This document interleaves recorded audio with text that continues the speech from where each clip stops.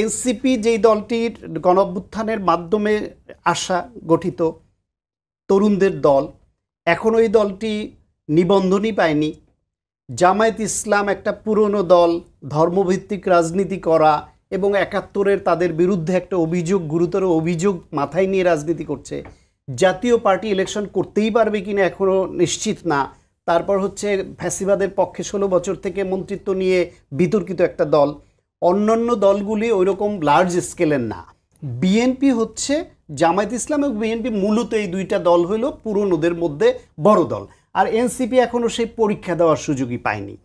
সেই বিবেচনায় যারা অতীতের রাষ্ট্র পরিচালনা করেছে এবং এইবার নির্বাচনের মাধ্যমে রাষ্ট্র পরিচালনার দায়িত্বে যেতে পারে, তাদের যে কনসেপ্ট, তাদের যে প্রতিশ্রুতি, তাদের যে সংস্কার প্রস্তাব, আর যারা মনে করে যে আমাদের ক্ষমতায় যাওয়ার বা রাষ্ট্র পরিচালনার দায়িত্ব পাবার কোনোই সম্ভাবনা নাই, তাদের যতটা পপুলিস্ট কথা বা কনসেপ্ট তারা দিবে, এই দুইটা আপনি ম্যাচ করাতে পারবেন না। কারণ যে রাষ্ট্র পরিচালনার দায়িত্বে যেতে পারে তার মাথায় রাখতে হয়, আমি এই যে বাগাড়ম্বর করছি, আমি এই যে প্রতিশ্রুতি দিচ্ছি, আমি এই যে সংস্কারের কথা বলছি, এটা পপুলিস্ট শোনাবে, মানুষ খাবে, কিন্তু আমি ক্ষমতায় গেলে এটা আদৌ করতে পারবো কিনা বা এটা সম্ভব কিনা, এবং না পারলে জবাবদিহিতা আমাকে কিভাবে করতে হবে, খেসারত কিভাবে দিতে হবে।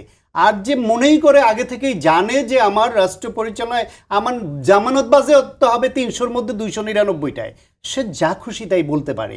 সেজন্য আপনি বিএনপিকে অন্য দলের সঙ্গে তুলনা করে তারা যা চাইবে সব কিছুতে সুর মিলাবে, এইটা সম্ভব না, এটা হবে না।